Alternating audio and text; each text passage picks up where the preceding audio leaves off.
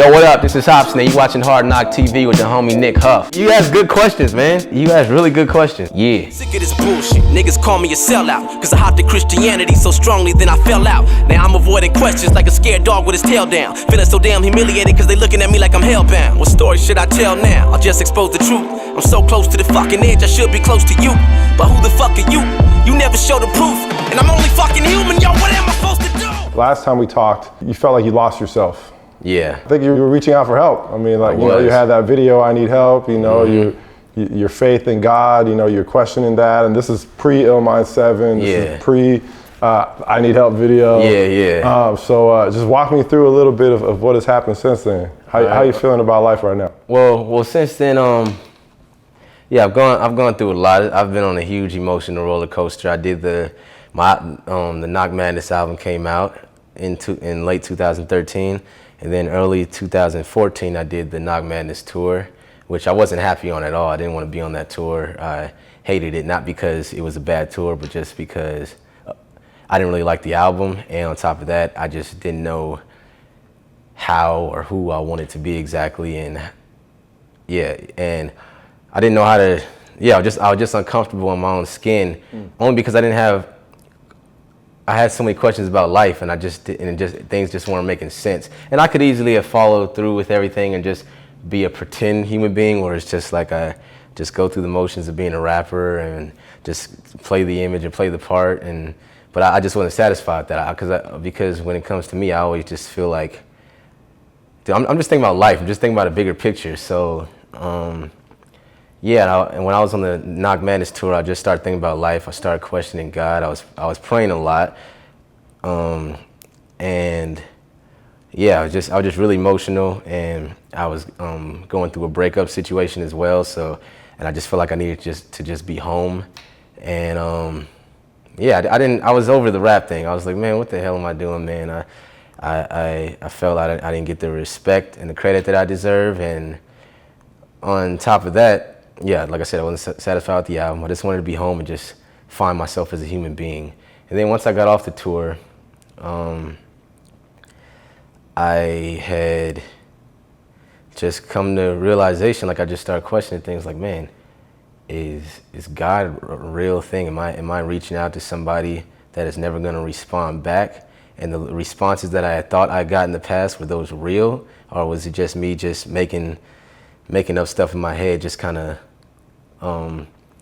seeing little signs going, oh, that's God talking to me. Oh, I just didn't know. So the Ill Mind time was coming up July 18th, which that's the time that I always usually release them. And I just really had something to talk about. And I felt like I know there's a lot of people in the world who feel that way. Mm-hmm. And I knew it was a touchy subject, but I just, it's better I feel like I just have to be real and just talk about it, even if it does sound like I'm losing my mind. Like that, I'm an artist, and I feel like that's just what I do. That's how I vent, because I can't really talk to anybody else about it. So when I make a beat and rap over it, that's me venting.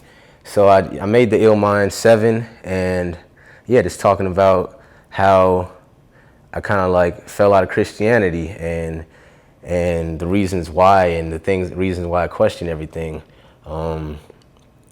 And I was, and the song is still like I guess a cry for help, in a way where it's like, God, I want you to be real. I want you to be real, but I just can't trust human beings. So please, tell me something. Am I going crazy? I don't know what it is, because if he did come down or something happened where it's just like a fact that he's real, then I would have no problem dedicating 100% of my life and time to him or it, whatever it is. But it's like I just haven't really seen anything. So I just had to, and it's not a song with me. I'm not dissing God or dissing the Bible. It's just me speaking strictly from a human perspective, where I have a wise brain. I can analyze things, and it's just me speaking from a perspective of a human being who's just curious. Mm-hmm. That's all. And I'm yelling, but that's because it doesn't mean I'm mad at God. It's just more of God, if whoever he is, whatever it is, built this. So I'm just using my vocals to yell to him in the sky to really get the point across. I I need to see something, or else I just can't follow it anymore. Doesn't mean I'll be this way permanently for the rest of my life, but at this moment in time, that's just kind of where I'm at. So I made that Ill Mind 7 song, and how'd you feel about the responses?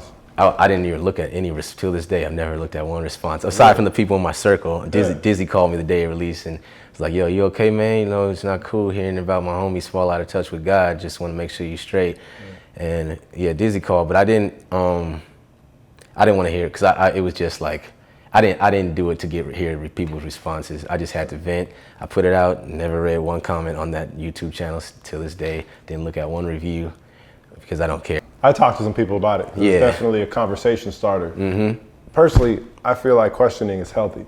It's like it is. Following something blindly, to me, is not really following something. It's to question and to wonder, and you know, that is faith. Yeah. Personally, I mean, everyone has their own faith. And I agree. I tell people that all the time, because I run into a lot of people. They're like, yeah, man, I don't believe in God either. And I'm like, you're like, I don't like that. That puts off a bad energy. I'm like, I'm not like you though, because I actually investigated, and I want to get to know God. Like I want God to be real, and I'm still on my quest to find why I'm here, find God. These people are just like, Bible, church, so stupid, bro. I don't care. And it's like, I'm not one of those people. Like I really investigate, and I'm not saying I have all the answers. I'm still, like I said, I'm still on my journey.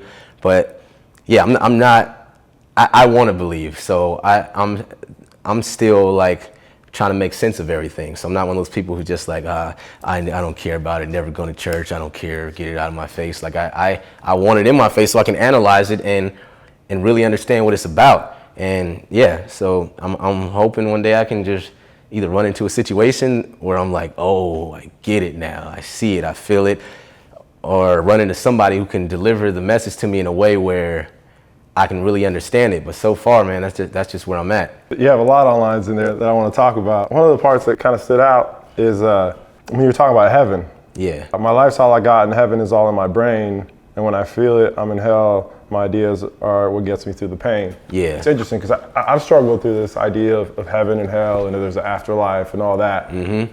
And personally, I'm not talking for anyone. Yeah, no, just for me, I got you. I feel like heaven is a place on earth. Heaven is the state of what we're in, what we live through. It's like if you're at peace with yourself, if you find, you know, a connection to the world or whatever, that is heaven. Yeah, and exactly. if you're constantly, you know, doing things that you feel guilty about or whatever, then that's hell. Because it's like you don't get to fully appreciate what life has to offer you. Yeah. So when you said the part about heaven being in the brain, I was like, oh shit.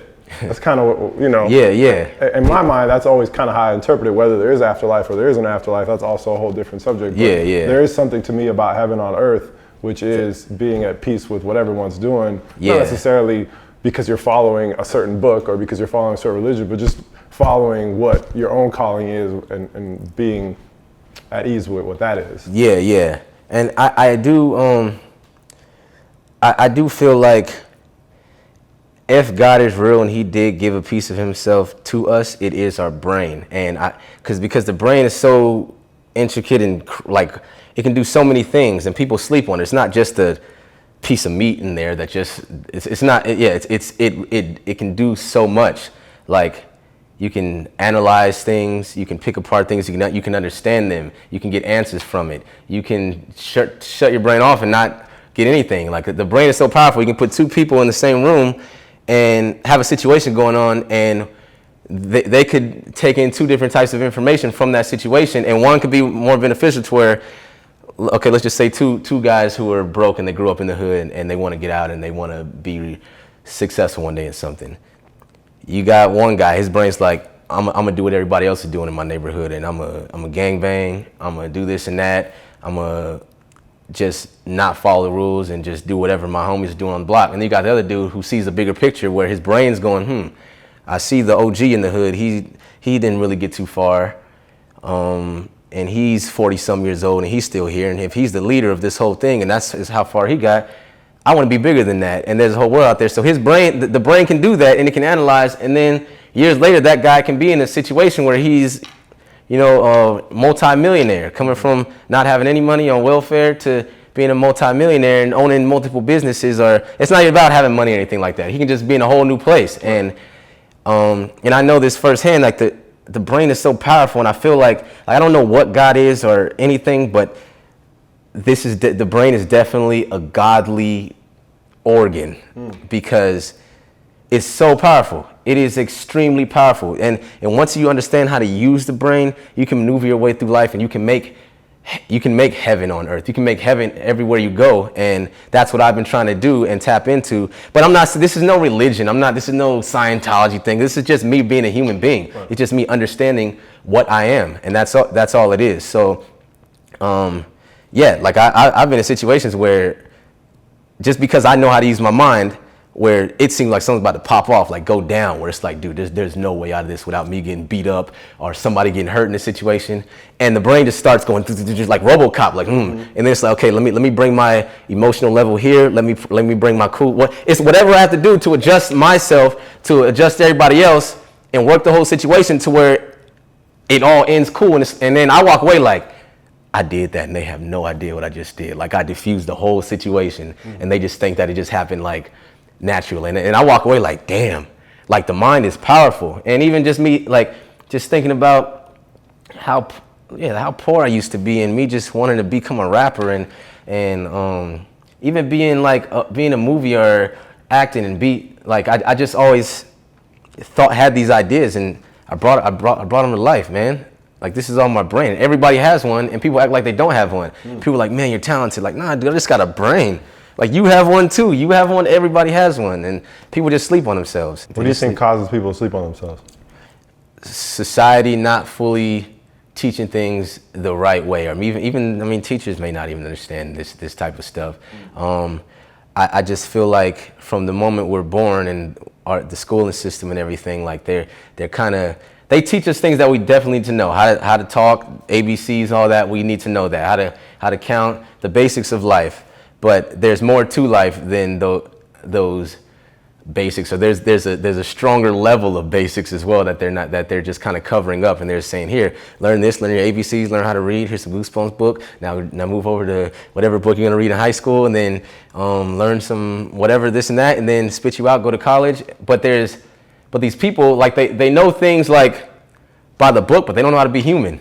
That's what they don't know, how to be human. And I run into these people all the time, and I'm like, dude, you're really smart. You know exactly when whatever event happened in time, all this, but you have no idea what you are. And it's crazy to see that. So I think what causes that, just the way, just the schooling system, even parents. A lot of parents, like